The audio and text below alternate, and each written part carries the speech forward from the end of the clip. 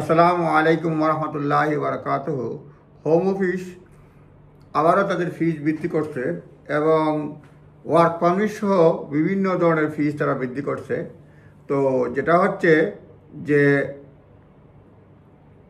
এ বিষয়ে পার্লামেন্টে বিল উত্থাপিত হয়েছে, immigration and nationality fees amendment order 2025, এবং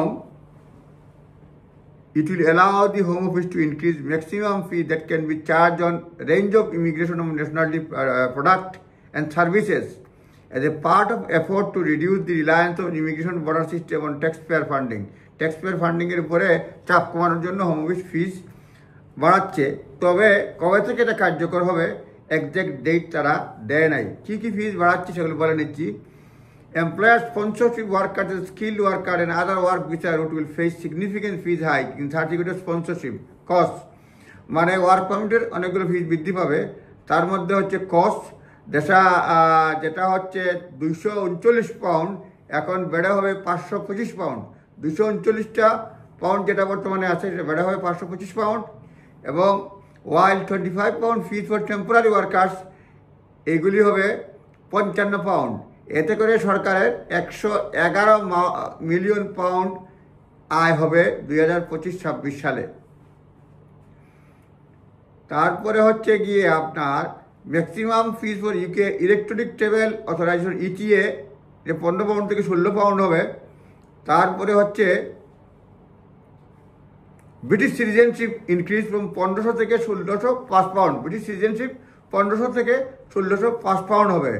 ন্যাচারালাইজেশন হবে, এটা British overseas territory citizen 1000 pound থেকে 1070 পাউন্ড। এতে করে সরকারের প্রায় আরও 18 মিলিয়ন পাউন্ড ইনকাম হবে 2025-26 সালে। আরও যেসব ফিজ বৃদ্ধি পাবে সেগুলি হচ্ছে renunciation of British citizenship, maximum fees to rise from 450 থেকে 482 পাউন্ড। সিটিজেনশিপ ত্যাগ করতে হলে 482 পাউন্ড লাগবে, যেটা বর্তমানে 450 পাউন্ড লাগে। Amendment to citizenship certificate amendment করতে হলে এটা 400 থেকে 428 পাউন্ড লাগবে। Review decision administrative review will be maximum fees 450 থেকে 482 হবে। রাইট অফ অ্যাভয়েডের ফিজ 550 থেকে 589 হবে। এই হচ্ছে মোটামুটি একটা আইডিয়া, কাছাকাছি সময় জানা যাবে। পার্লামেন্টে 16 জানুয়ারি এ বিষয়ে বিল উত্থাপিত হয়েছে।